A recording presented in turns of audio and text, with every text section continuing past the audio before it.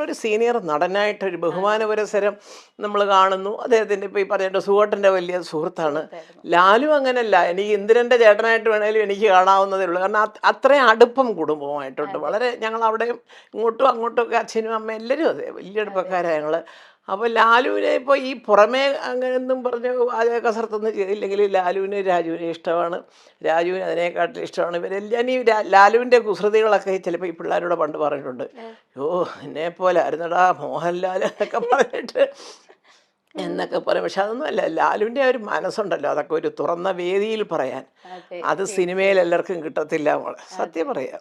ഞാൻ പറയാമല്ലോ, അമ്മ അസോസിയേഷനിൽ മോഹൻലാലല്ലേ പ്രസിഡന്റ്, അദ്ദേഹം പറഞ്ഞോളൂ ഇതാണോ ജോലി അദ്ദേഹത്തിന്?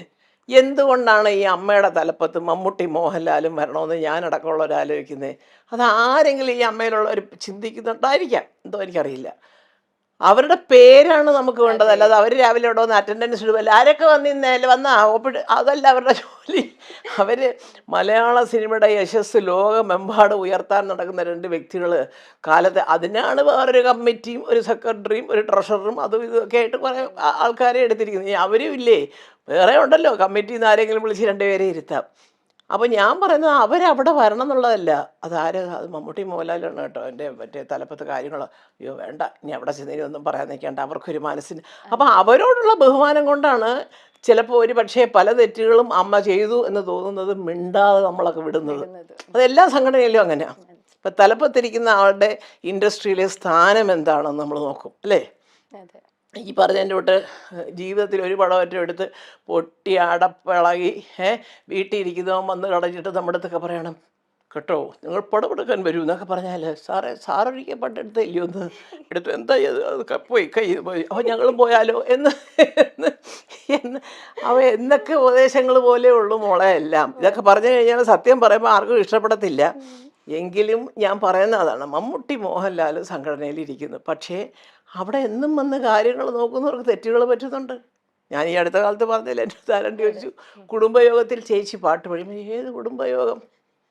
അല്ല അമ്മയ്ക്കൊരു കുടുംബയോഗം ഉണ്ടായിരുന്നു, ഞാനിവിടെ കൊച്ചിയിലുണ്ട്, ഞാൻ അറിഞ്ഞില്ല.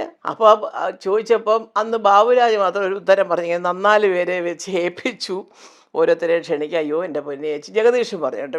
എനിക്കതിലൊന്നും പരാതിയൊന്നുമില്ല. അപ്പോൾ ചെറിയ കാര്യം നമ്മൾ പിന്നെ ഈ വയസ്സുകാലത്ത് ഇനിയിപ്പോൾ കുടുംബയോഗത്തെ അപ്പം ഞാൻ കളിയാക്കി പറഞ്ഞ് ജഗദീഷിനോട് കൂടെ പറഞ്ഞു, അതിപ്പം ആരെയാണ് നിങ്ങളെ ഏൽപ്പിച്ചത്? പെണ്ണുങ്ങളാണെങ്കിൽ അവരൊരു പക്ഷേ അമ്മയെക്കാട്ടിൽ ആങ്ങളമാരെ ആയിരിക്കും ഇഷ്ടം, ആണുങ്ങളാണെങ്കിൽ അമ്മയെക്കാട്ടിൽ പെങ്ങന്മാരോടായിരിക്കും ഇഷ്ടം. ഇതുകൊണ്ടാണല്ലോ വിളിക്കാത്തത്.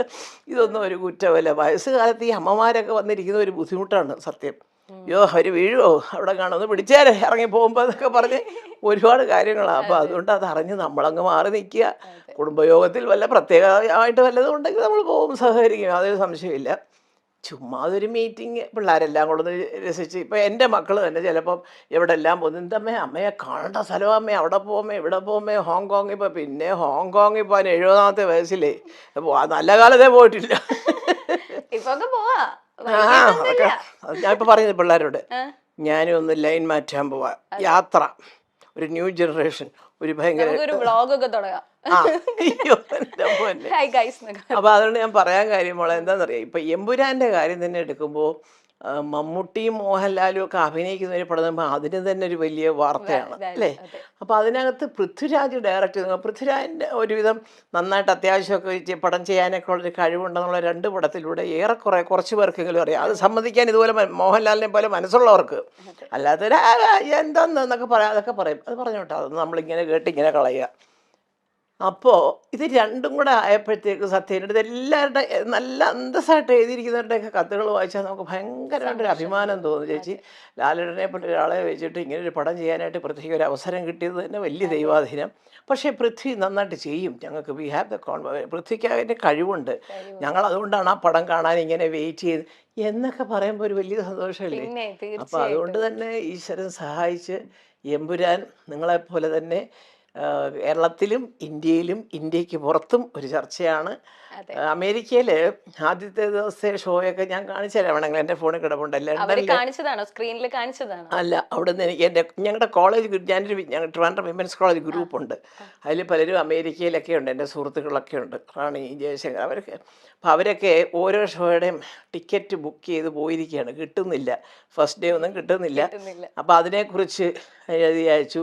ലണ്ടനിൽ ആദ്യത്തെ 2 ദിവസത്തെ 3 ഷോയും കംപ്ലീറ്റ്ലി ബുക്ക്ഡായിട്ട്. അപ്പോൾ ഒരെണ്ണം ബുക്ക് ചെയ്തിരിക്കുന്ന ഇവിടെ നമ്മുടെ പാരഗൺ ഹോട്ടലൊക്കെ നടത്തുന്ന ഒരു ഇപ്പോൾ അതിൻ്റെ സൽക്കാരം എന്നാന്ന് തോന്നുന്നത്, അറിയത്തില്ല, സന്തോഷ് ആതിര എന്നൊക്കെ പറഞ്ഞാൽ നിങ്ങൾക്കൊക്കെ അറിയാം. ഒരു ലേഡി പൃഥ്വിരാജിനെ ഇമിറ്റേറ്റ് ചെയ്തൊരു പെൺകുട്ടി, അവരൊക്കെ ലണ്ടനിലാണ്. Okay okay. അവർ ഇങ്ങനെ ബുക്കിങ്ങിൻ്റെ. അപ്പോൾ ഇതൊക്കെ കണ്ടിട്ട് ഞാനിങ്ങനെ ഇവിടെ ഇരുന്നിങ്ങനെ സന്തോഷിക്കുകയാണ്. ഈശ്വര, ആദ്യത്തെ 3 ദിവസം UK ടിക്കറ്റ് ഇല്ലെന്നോ എന്നൊക്കെ നമുക്ക് ഇതൊക്കെ ഇവർ പറഞ്ഞല്ലേ നമുക്കറിയാനൊക്കെ ഉള്ളൂ. അപ്പോൾ ഞാൻ മക്കളും മോഹൻലാലും ഒക്കെ അറിയുമായിരിക്കും, ഞാൻ പക്ഷേ അത്ര ഇതെല്ലാം എനിക്കും വരുന്നുണ്ട്. ദൈവം സഹായിച്ച് എന്തോ അയ്യോ അമ്മയും കൂടെ ഒന്ന് കണ്ടോട്ടെന്ന് വിചാരിച്ചിട്ടായിരിക്കും. അതെല്ലാം കാണുമ്പോൾ കൂടുതൽ വിനയത്തോടുകൂടി ഈശ്വരനോട് പറയാണ്, ദൈവമേ, ശത്രുക്കളും മിത്രങ്ങളും ഉണ്ടെങ്കിലും ഇത് നമ്മുടെ ചോറാണ്, ഇതിനകത്ത് കരകയറ്റി വിടണം. ഇതേ ഉള്ളൂ എൻ്റെ പ്രാർത്ഥന. ഇപ്പൊ ലാലേട്ടൻ ആ പ്രസ് മീറ്റിൽ തന്നെ രാജുവിനെ പറ്റി പറയുന്ന നമുക്ക് തന്നെ ഭയങ്കര സന്തോഷമാണ്. ലാലേട്ടൻ പറഞ്ഞിരിക്കുന്നത് ഇന്ത്യയിലെ ഏറ്റവും വലിയൊരു സംവിധായകനായി മാറും പൃഥ്വിരാജ് എന്നാണ് പറഞ്ഞിരിക്കുന്നത്. ഞാൻ കണ്ടു, അതെല്ലാം ഞാൻ ലാലുവിൻ്റെ എല്ലാം ഞാൻ കേട്ടു. ഒരുവിധപ്പെട്ട പ്രസ് മീറ്റിൽ പറഞ്ഞ കാര്യങ്ങളൊക്കെ കേട്ടു. ഇന്നലെ തന്നെ ആക്ടറായിട്ടാണോ ഡയറക്ടറായിട്ടാണോ ഇഷ്ടം എന്ന് പറഞ്ഞപ്പോൾ ആസ് എ പേഴ്സൺ അതൊക്കെ നല്ല ഒരു, അത് ശരിക്കും പറഞ്ഞാൽ അത് മോളെ അത് തോന്നിയാലും അല്ല, രണ്ടും അറിയാം എന്ന് പറഞ്ഞാലും അതിന് ഉത്തരവായി അല്ലേ. 2 തരത്തിൽ അയാൾ മിടുക്കനാണെന്ന് പറഞ്ഞാൽ മതി. പക്ഷേ അതിൻ്റെ അപ്പോഴാണ് അങ്ങനത്തെ ഉത്തരങ്ങൾ വരുമ്പോൾ മനസ്സിൻ്റെ അടിത്തട്ടിൽ നിന്ന് ആത്മാർത്ഥമായിട്ടുള്ള ഒരു ഉത്തരങ്ങൾ വരും. അതാണ്, അവിടെയാണ് നമ്മൾ മനസ്സിലാക്കേണ്ടത്. അതിപ്പം മമ്മൂട്ടിക്കും അറിയാം നന്നായിട്ട്. എൻ്റെ മക്കളെ എല്ലാം നന്നായിട്ട് സുഖമായിട്ടുള്ള കാലം മുതലേ വലിയ അടുപ്പക്കാരാണ്. അപ്പം ലാലുവിനെ കുടുംബപരമായിട്ട് ഞാനൊരു കൊച്ചു മോനെ പോലെ എപ്പോഴും വയസ്സ് വലിയ വ്യത്യാസമൊന്നുമില്ല. എന്നാൽ ലാലു എന്നെ കണ്ട് ഒരുപാട് ഉള്ളതാണ്, ഞാൻ പറഞ്ഞില്ലേ. അപ്പോൾ എന്നാലും ആ ഒരു സ്നേഹവും അടുപ്പവും ഒക്കെ ഉണ്ടല്ലോ. ചുമ്മാ അങ്ങ് വെറുതെ ഈ പത്രമാധ്യമങ്ങളിൽ വരുന്ന ഭാഷ പോലെ തെക്കോട്ടും വടക്കോട്ടും ഇട്ട് കളയാനുള്ളതല്ല. അതൊക്കെ എന്നും നിലനിൽക്കുന്ന ബന്ധങ്ങൾ തന്നെ.